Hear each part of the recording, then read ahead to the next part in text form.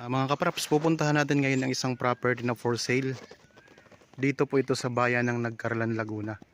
Yan, ito po ang Barangay Road mga kapraps na sementado. Tapos, ito naman po ang papuntang National Highway. Mga nasa 250 meters lang po ay National Highway na. Ayan lang po mga kapraps, oh, yung pinanggalingan ng tricycle. Tapos ang property na i-offer ko sa inyo ngayon, ito po. Ito pong dadaanan natin. So meron siyang kalahati na semento na rin. Tapos pwede na po ninyong ipasok dito yung sasakyan. Tara, puntahan natin.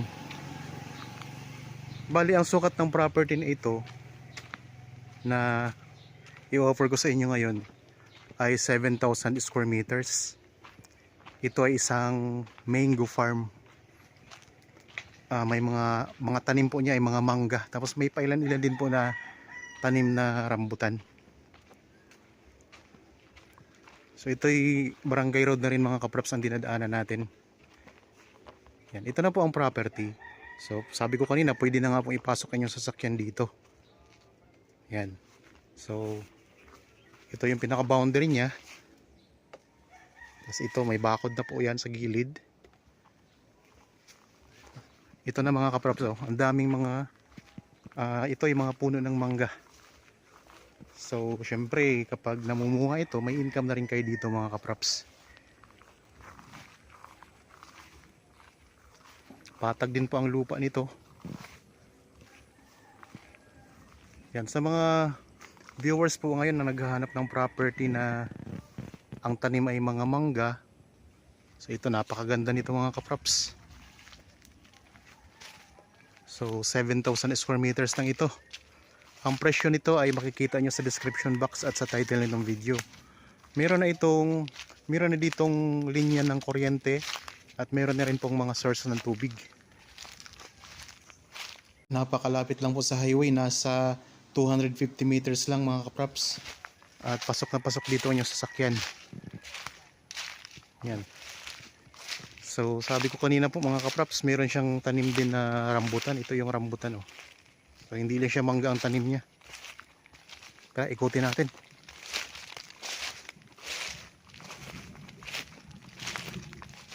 Yan, dito tayo sa may bandang gilid ng property. So sa mga interested po sa property na ito, pwede nyo kaming makontak sa mga contact details na nandyan sa inyong mga screen.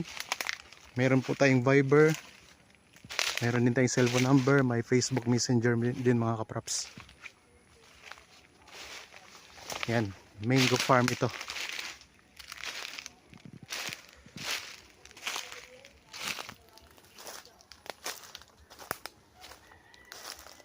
Malapit lang din po itong property sa bayan ng Victoria at saka Kalawan mga kapraps. Tapos ang distansya dito sa town proper nasa estimated 10 minutes travel time. Town proper na po. Ito meron na ditong meron na ditong bunga. Ito, nakakuha tayo ng isang bunga mga kapraps.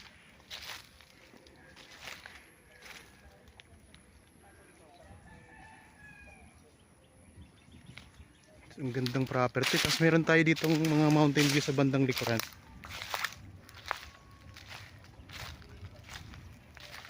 Ang pinaka boundary nito, pinakadulo ay yung palayan.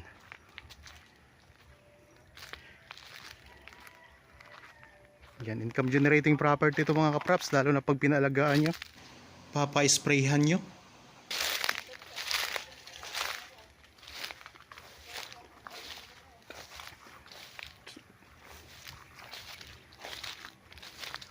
Ganito yung mangga niya mga kapraps, yung mga bunga nito. Yan.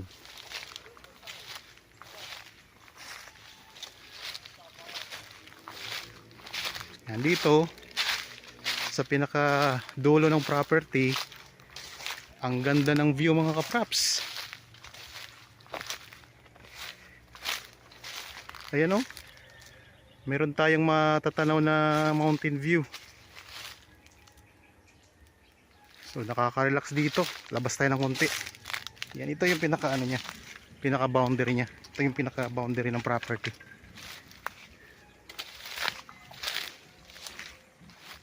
Yan, dyan lang po ang National Highway mga kapraps. Ayan lang. So napakalapit lang. Pakita ko rin yung mga nakapalibot na property dito. Yung mga magiging katabi niyo mga kapraps. Ayan oh. So yun yung mga katabi ninyo dito. May mountain views mga kapraps. Ganda. Tapos ito yung property na in-offer ko sa inyo ngayon oh. Yan, hanggang doon po, palibot po yan mga kapraps. May bakod na barbed wire.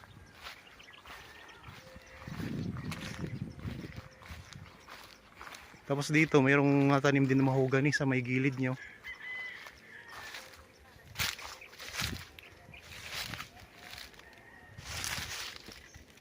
Nandito tayo sa pinakadulo ng property mga kapraps. Pinakadulong bahagi.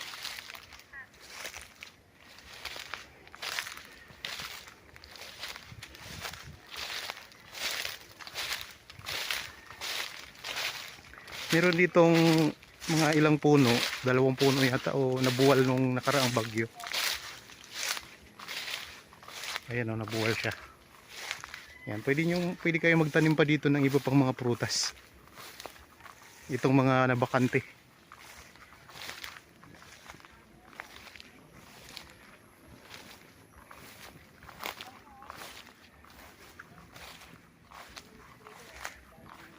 Daming puno siya mga kapraps. Baka ano ito, mahigit 50 puno ang tanim dito sa loob ng property ng mangga.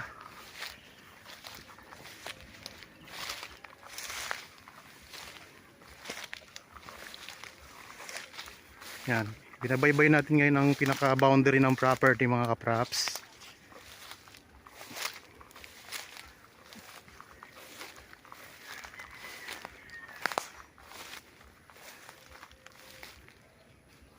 Yan, mga mahogani. May mga tanim na mahogani sa bawat gilid ng property mga kapraps. So yung mga mahogani naman na yan ay mahal din po yan. Kung sakaling nasa standard na sukat na laki, mahal yan. Ang pinaka mura dyan ay nasa 8 hanggang 10,000. So ang gandang property mga kapraps. Napakalapit lang sa highway. Pasok na pasok nyo yung sasakyan, may bakod na at may income na kayo dito. Ikot ko lang po ang camera mga kapraps ha. Kung gusto nyo magpa-schedule ng actual visit para makita nyo ng personal itong property, kontakin nyo lang po kami sa mga contact details na nandyan po sa inyong mga screen.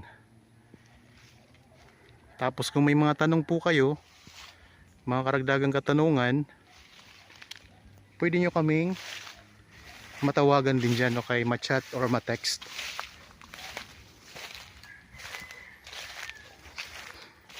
Yan dito mayroon ding mga natumba na puno na. So yan, pwede kayong magtanim pa dyan ng ibang mga prutas. So nandito naman tayo ngayon sa may bandang gilid ng property mga kapraps oh.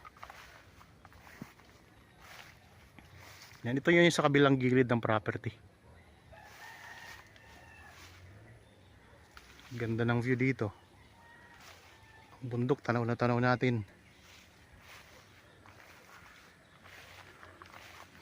Saka ang mga mangga mga kapraps, hindi siya ganoon katataas. Mga bata pa siya. Pero lahat po ito ay namumunga na.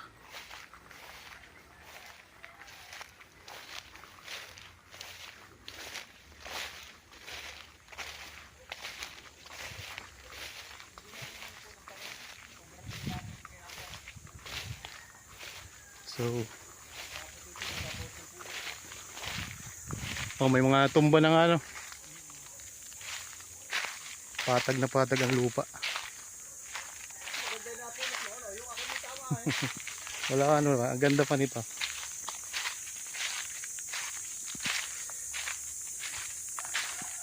Meron siyang palibot na barbed wire no. Nakabakod na. Galing. So yan mga kapraps na. Ulitin ko lang po, ang property na ito na i-offer ko sa inyo ngayon ay may sukat na 7,000 square meters. mayroon na pong daanan. Napakalapit lang po sa National Highway. Nasa 250 meters lang mga kapraps. Mayroon ng linya ng kuryente at tubig. So patag na patag ang lupa. Isa itong mango farm. Yan, nabulabog yung mga kulisa, kaya na sila, naingay. Okay, sana nagustuhan nyo po ang property na ina-offer ko sa inyo ngayon. Para po sa mga bago pa lang sa aking channel at napadaan lang dito sa aking channel, huwag nyo pong kalimutang mag-subscribe at pindutin na rin po ang notification bell para maging updated kayo sa mga bagong property na i-offer namin. Maraming salamat po, lagi tayong mag-iingat at God bless po sa ating lahat mga kapaps.